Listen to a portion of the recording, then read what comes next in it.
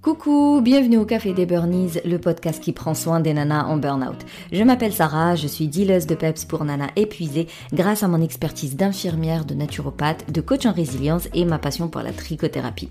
Ma mission est de t'aider à déculpabiliser, à sortir de ton isolement, à retrouver confiance en toi et à reprendre goût à la vie.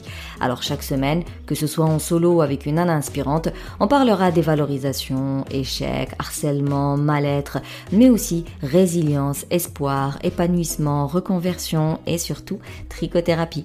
Alors si tu as un doute, si tu ne sais pas dans quelle étape du burn-out tu es, est-ce que tu es au début, à la fin, est-ce que tu as besoin d'aide ou est-ce que tu peux y arriver toute seule, bref, si tu as des doutes, je te recommande le test CBI qui va prendre en compte ta fatigue physique, ta fatigue émotionnelle et aussi tes rapports avec les autres. Et puis, en fonction du résultat, je t'enverrai par mail des actions à mettre en place, adaptées. Maintenant, détends les épaules, cohérence cardiaque et profite pleinement de cet épisode.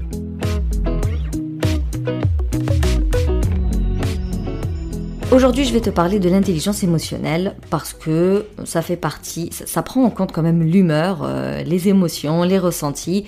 Pour sortir du burn-out, il est clair et net qu'il va falloir se reconnecter à soi et mieux se connaître. Et quoi de mieux que des émotions pour réellement savoir ce qui t'énerve, ce qui te rend triste, ce qui te met hors de toi, mais aussi ce qui te recharge, ce qui te ressource et ce qui te rend heureuse.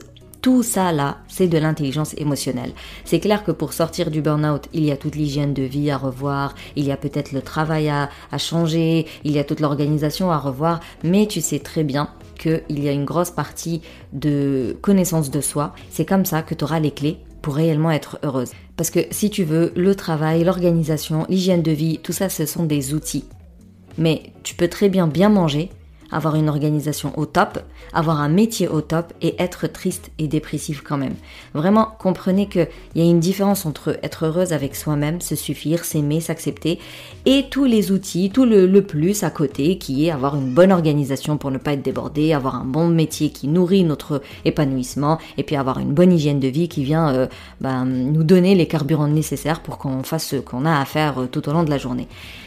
Mais la base de la base, c'est se connaître, ressentir des choses et pouvoir mettre des mots dessus et associer les émotions aux pensées et comprendre le pourquoi du comment qui se cache derrière. L'intelligence émotionnelle, c'est un peu ça. Ça définit donc ta capacité à percevoir, à comprendre, à maîtriser et à exprimer une émotion. Donc à toi, mais aussi à décoder l'émotion de l'autre. Par exemple, dans mon programme, le Kintsugi, qui est un accompagnement en individuel et en collectif, il y a tout un chapitre sur les intelligences multiples pour identifier justement tes appétences, tes compétences, mais surtout ce qui te nourrit et ce qui te déprime. Les intelligences multiples, juste histoire de les introduire, c'est vraiment pas le sujet de cet épisode, c'est logico-mathématique, donc logique, raisonnement, verbo-linguistique, c'est vraiment aimer les mots, les langues et puis avoir une aisance dans le verbal, quoi, quand tu parles tout simplement. L'intelligence musicale, rythmique. Voilà, musicale, rythmique. La corporelle, kinesthésique, c'est tout ce qui est manuel. Les créatives, celles qui aiment bien tricoter, coudre, poterie, bricolage, voilà. Visio-spatiale, c'est pouvoir te projeter dans ta tête en mode 3D pour te rappeler quelle rue prendre pour aller à tel endroit. Il y a l'intelligence interpersonnelle, le fait d'être à l'aise avec les autres et se nourrir d'ailleurs des autres, aimer être avec les autres. L'intelligence intrapersonnelle, c'est plutôt introverti, beaucoup, c'est des gens qui sont à fond dans l'introspection. Et l'intelligence naturaliste, écologiste, c'est celles qui aiment le jardinage, les animaux, mais vraiment elles aiment les plantes, elles savent qui, quoi, qu'est-ce. Voilà, c'était vraiment une petite initiation pour te dire que dans mes programmes, je propose différents outils pour mieux te connaître. Et tu sais, quand on dit exploiter ton potentiel, les intelligences multiples, clairement, c'est le cas. Tu repères dans lesquelles tu excelles, déjà tu vas en prendre conscience et donc tu pourras venir exploiter ça tous les jours parce que maintenant tu en as pris conscience. Et pour celles où t'excelles pas forcément, parce qu'on les a toutes, mais à des niveaux différents, tu sais laquelle t'as besoin de développer. Et c'est comme ça qu'on excelle et c'est comme ça qu'on exploite son plein potentiel. Alors, on va commencer par, est-ce que t'as cette intelligence-là ? Donc, est-ce que t'as une bonne conscience de soi ? On en parle souvent, c'est le fait de connaître ses propres états émotionnels et de comprendre l'impact de son comportement sur soi et sur les autres. Donc, est-ce que t'es capable d'identifier tes émotions, tes ressentis, ton intuition et déterminer tes besoins ? Est-ce que tu sais exprimer tes besoins émotionnels? Est-ce que tu sais les formuler? Et là, c'est vraiment mettre des mots dessus et expliquer à l'autre réellement dans quel état tu es. Est-ce que tu sais reconnaître du coup l'état émotionnel des autres? Comprendre les sentiments des autres, les ressentis des autres. Et des fois, c'est vraiment via l'expression, la gestuelle, la posture corporelle de l'autre, tu arrives à décortiquer des trucs, à décoder des choses et à comprendre un peu dans quel état il est. Est-ce que tu as une bonne régulation de tes émotions? C'est-à-dire qu'on a tous le droit de hurler, de pleurer, de criser, bien évidemment. Mais hurle, mais crie, mais il y a une manière saine de le faire. Il y a une manière destructrice pour toi et pour les autres. Donc quand on est en colère, par exemple, on frappe pas l'autre, on casse pas les choses.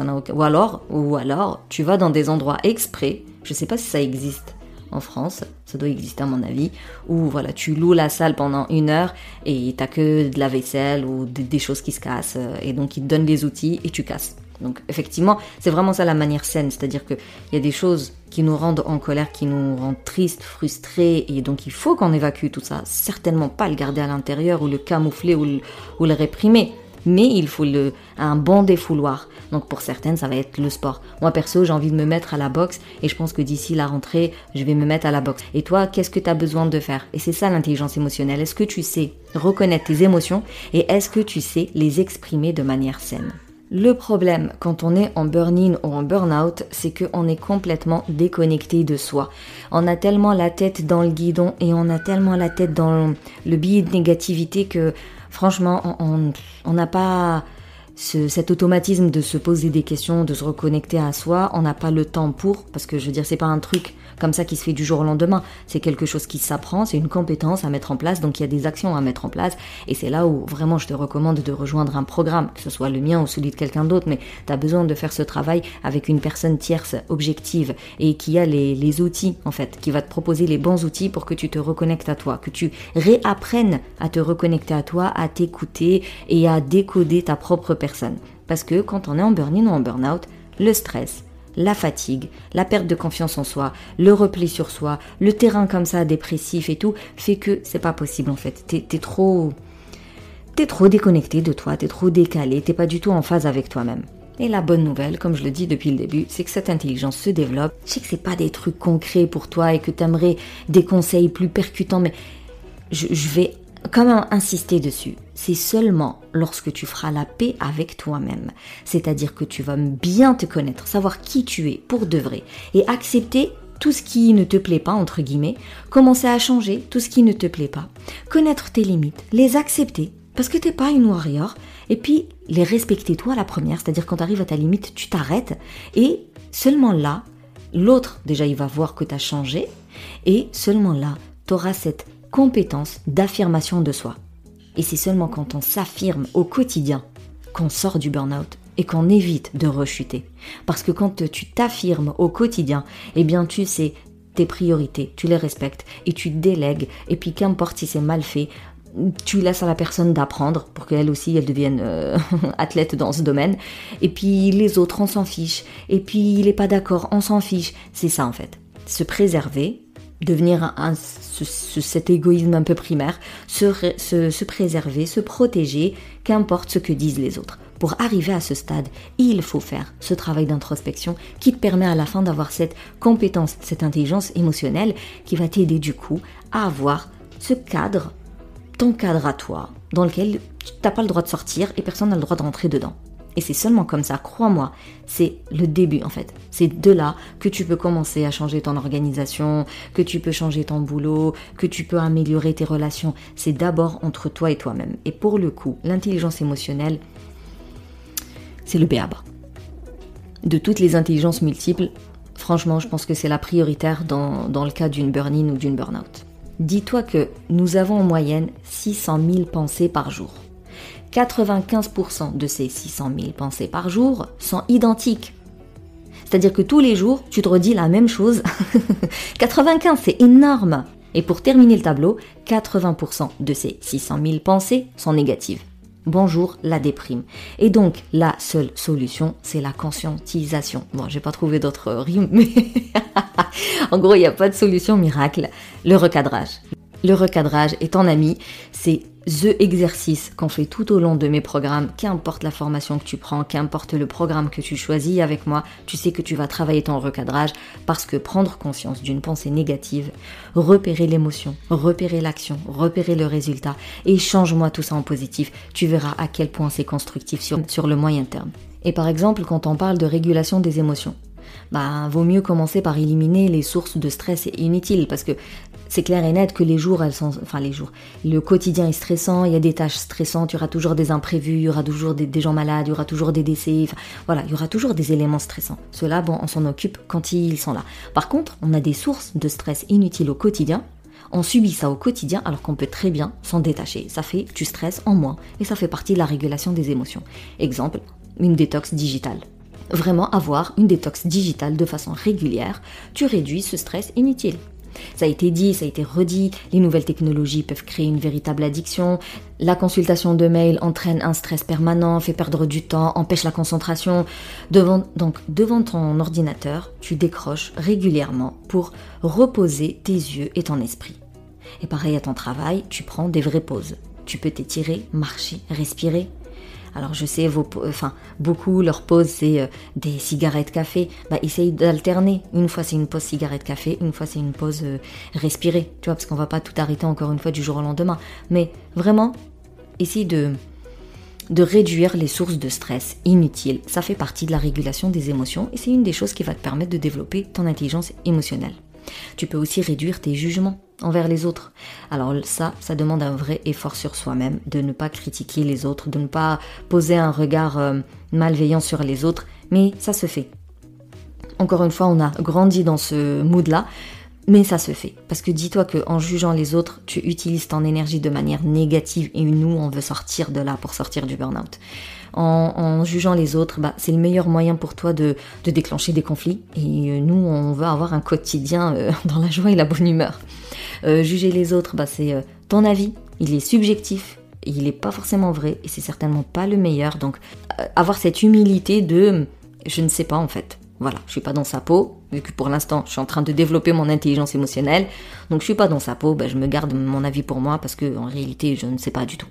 Aussi, l'autre en fait il t'a sûrement pas demandé ton avis et là je citerai les inconnus, cela ne nous regarde pas. C'est une discussion que j'ai eue récemment là, en coaching de groupe où vraiment la personne elle était affectée mais par quelque chose qui ne la regarde pas. Donc et voilà, savoir ses limites, qu'est-ce que tu peux réellement faire dans certains cas et qu'est-ce que t'as pas le droit de faire dans certains cas parce que c'est pas tes oignons.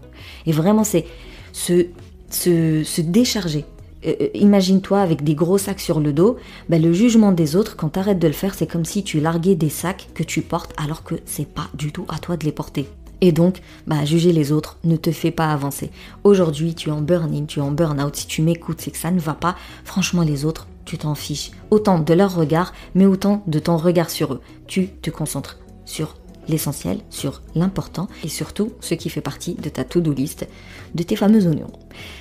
Dis-toi que l'autre, c'est ton miroir, donc le juger, c'est porter le même jugement sur toi en fait. Imaginons tu juges, je sais pas moi, la faiblesse, la violence, l'angoisse de l'autre, en réalité tu juges qu'en fait cette partie de toi tu ne l'acceptes pas. Pourtant toi aussi t'as de la violence, t'as de la faiblesse et t'as de l'angoisse. Du coup en réalité c'est juste une sorte de refuge, de camouflage un peu, c'est-à-dire que tu vas te concentrer sur les problèmes de l'autre au lieu de te remettre en question toi et de te changer toi. Si tu admires quelque chose chez l'autre, en fait c'est un comportement ou un trait comme ça, mais que tu as également en toi. Mais par manque de confiance, parce que tu ne crois pas l'avoir, ou parce que tu n'oses pas le mettre en avant, du coup tu admires l'autre, mais en réalité tu pourrais manifester le même comportement que tu admires chez l'autre. On peut aussi se dire que quand on est bien dans ses bottes, on n'a pas besoin de juger l'autre. Au contraire, généralement quand on est bien dans ses bottes, c'est qu'on a une bonne intelligence émotionnelle et donc on arrive à comprendre l'autre. Et au lieu de le juger, on comprend mieux ce qu'il fait. Et le jour où il va nous demander de l'aide, on saura beaucoup mieux l'aider. Parce que le juger, clairement, c'est pas l'aider. Bref, franchement, ça rendra le monde meilleur, sérieusement. Alors, je ne dis pas que j'ai jamais de la vie dit quelque chose sur quelqu'un. Bien évidemment que si je suis humaine comme tout le monde et je juge aussi comme tout le monde, c'est juste que je m'interdis que ce soit quotidien et que ce soit dans chaque discussion. Et quand j'en prends conscience, je me recadre. C'est juste ça la différence. On est tous humains, on juge. ça fait partie de nous, mais on a quand même une partie consciente qui est capable de se limiter et de se recadrer. C'est un peu comme tu fais une erreur, c'est tout, tu te corriges. Donc reste vigilante aux jugements que tu peux émettre et transforme-les en empathie et prends conscience que tu es en plein jugement, comme je te dis, et puis pas la peine de culpabiliser. Encore une fois, comme je te dis, t'es humaine, juste change les mauvaises habitudes. Et tu verras que arrêter les jugements, et donc arrêter les discussions, parce que des fois tu juges, t'es dans ton coin, tu juges, mais des fois c'est toute une discussion, quoi, de 30 minutes, 2 heures, on est là à papoter sur X, Y, Z. Tu verras que arrêter tout ça, ça va réduire vachement ton biais de négativité et ton négatif de façon générale. L'intelligence émotionnelle, c'est aussi d'allier les deux, de maîtriser les deux. Enfin, maîtriser, ça fait un peu dur. De connaître les deux, ok, et de manier les deux. Voilà, de jouer avec les deux, avec les émotions négatives et les émotions positives. Utiliser l'émotion négative pour mieux comprendre ce qui ne te plaît pas, ce qui ne t'arrange pas, ce qui ne te va pas, bref, pour bien cerner tes limites. Et ensuite, développer quand même tout le côté émotion positive, parce que on en a besoin dans la vie, sinon dépression sévère. Et pour cultiver ces émotions positives, encore une fois, pour mieux connaître ce rayon-là, ne serait-ce que pour toi, t'as besoin de te lancer dans le bonheur, quoi, avec des activités plaisantes. Et là, comme je dis aux nanas que j'accompagne, il n'y a que tester qui va t'aider. C'est pas moi qui vais dire quelle activité. Moi, je peux que t'en proposer plein, t'aiguiller en fonction de ce que j'ai cerné en toi pour essayer de gagner du temps. Mais il n'empêche qu'il va falloir tester pour que tu captes l'activité la plaisante pour toi qui te met vraiment bien, quoi. Tu peux stimuler tes pensées positives en lisant, écoutant des choses agréables, rigolotes, mais qui parlent aussi d'espoir, de bonheur, de joie, de réussite. Par exemple, il y a des livres dans les romans, des fois l'histoire elle est triste, mais la finalité elle est quand même agréable et heureuse, et il y a des prises de conscience et bien sûr changer ton entourage. Si tu vois que tu n'arrives pas à réorienter les discussions vers moins de jugement, c'est tout, tu changes quoi. Tu changes d'entourage pour avoir des discussions plus positives. Par exemple, la politique. Moi j'en parle la politique matin, midi et soir. C'est pas quelque chose de très gai, mais n'empêche que dedans, j'y vois beaucoup de positif. Parce que c'est seulement en discutant politique, en décortiquant un peu ce qui se passe dans la société, qu'on peut identifier des pistes d'amélioration. Je sais plus, je me rappelle plus son nom ni où est-ce que j'ai lu ça. Le gars il disait que l'intelligence, c'était pas le fait de résoudre des problèmes. L'intelligence, c'est de poser les bonnes questions. Ou en tout cas, d'une situation, extraire les bonnes questions. Prendre conscience, changer, mettre en place, et bim, il y a le positif qui en sort. Bref, c'était la petite parenthèse. Sinon, gratitude, ça aussi, le meilleur moyen de prendre conscience des belles choses que tu as, des bons moments que tu vis, des bonnes personnes qui t'entourent, c'est de prendre le temps de réfléchir et de lister tout ça. Ça peut être régulier, ça peut être une fois par mois, ça peut être quand on en a envie, quand tu en ressens le besoin, mais vraiment carnet, écrire ou visualisation et voilà, revoir un peu tous les bons moments. Gratitude, fais-la de la forme que tu veux. Par exemple, quelqu'un de pratiquant, ça va être des invocations pendant la prière, des invocations avant de dormir, en se levant pour remercier le Très-Haut. Donc vraiment chacun son truc. En tout cas, gratitude, ça va venir cultiver le positif en toi. L'altruisme, déjà que t'es dans le don de soi, le sacrifice de soi même. En réalité, quand on est en burn-in ou en burn-out, on est à 90% dans le sacrifice de soi, mais avec des gens qui n'ont pas réellement besoin de toi, c'est-à-dire que tu les assistes en réalité. Donc ça ne leur rend pas service et ça t'épuise, ça te met sur les rotules jusqu'à la dépression. Donc là, l'altruisme plutôt orienté vers des associations, des collectifs, identifie la cause qui t'est chère, celle qui te tient aux tripes, celle que quand t'y penses, vraiment t'es indigné, et vas-y, mets-toi dedans. Je ne te demande pas de monter une association et d'en être directrice et de tout gérer de A à Z, non. Vas-y tout doucement. Check sur internet qu'est-ce qu'il y a près de toi. Vas-y quand tu peux y aller et tu verras que donner de soi, donner de son temps, donner de son argent, donner de son énergie à des gens qui en ont réellement besoin, ça fait un bien fou. Et même quand tu es au travail, je veux dire, on se déconnecte pas de nos émotions parce qu'on est au boulot. Donc même au boulot, quand quelque chose, quand tu te sens pas bien en fait, tu te poses la question, c'est quoi l'émotion que je ressens, comment je la manifeste là physiquement et psychiquement. Donc vraiment pleine conscience, tu vois un peu ce qui se passe en toi, quel est l'événement qui a été le déclencheur, et puis ensuite avec qui je peux en parler, à qui je peux manifester mon mécontentement, tu vois, et oser dire que ça ne va pas. Et après, qu'est-ce que je peux mettre en place pour me sentir mieux avant tout. Et si la situation elle est dans ma zone de contrôle, à ce moment-là, qu'est-ce que je peux mettre pour améliorer les choses? Mais c'est pas toujours le cas, qu'on soit bien d'accord, j'aime bien préciser là-dessus. Vouloir changer son entreprise, ça fait pas partie de ta to-do list pour sortir du burn-out, s'il te plaît. Et si par exemple t'es manager et donc t'as des collaborateurs et tout, il va falloir être à l'écoute en fait de leurs émotions et de comprendre que toutes les émotions sont utiles. Donc savoir écouter la colère, l'indignation, la préoccupation, l'inquiétude, la peur, le doute, la tristesse des gens avec qui tu travailles. Donc quand quelqu'un se manifeste, tu vois, genre celui d'avant, celui qui a mal vécu une scène, il s'est posé toutes les questions que je viens de poser et il vient te voir. Et il te dit écoute, moi ça va pas, nanana. Ou peut-être que pendant une réunion ça peut éclater. Ensuite, dans un cadre plus bienveillant et plus sécurisant et tout ça, on pose la question. Pour mieux comprendre la personne, on pose des questions pour mieux la comprendre et trouver des solutions du coup. Alors que jusqu'ici, un employé, il avait certainement pas le droit d'être en colère ou indigné ou quoi que ce soit. Mais comme tu as pu écouter l'épisode, même les 2 épisodes précédents, ça a vachement changé, le manager il a vachement changé, il a tout cet aspect psychologique. Et si tu veux réellement être impliqué émotionnellement, clairement l'intelligence émotionnelle, il va falloir la développer.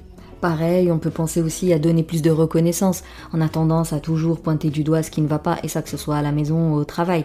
Eh bien, l'intelligence émotionnelle, c'est aussi de repérer le bon qui a été fait et le reconnaître. Donc, de la reconnaissance, donner des signes de reconnaissance, que ce soit à vos collaborateurs ou à aux membres de votre famille. Et bien sûr, pour développer ton intelligence émotionnelle, l'option la plus simple, celle qui t'évite pas mal d'erreurs et qui te permet un maximum d'efficacité, c'est de rejoindre mon programme Kitsugi, qui est un abonnement dans lequel tu trouveras absolument toutes mes formations, tous mes programmes, mais aussi des coachings de groupe, des ateliers mensuels, des séances en individuel. Vraiment, tu auras tout le nécessaire pour reprendre ta vie en main. Je te mets le lien dans le descriptif de l'épisode.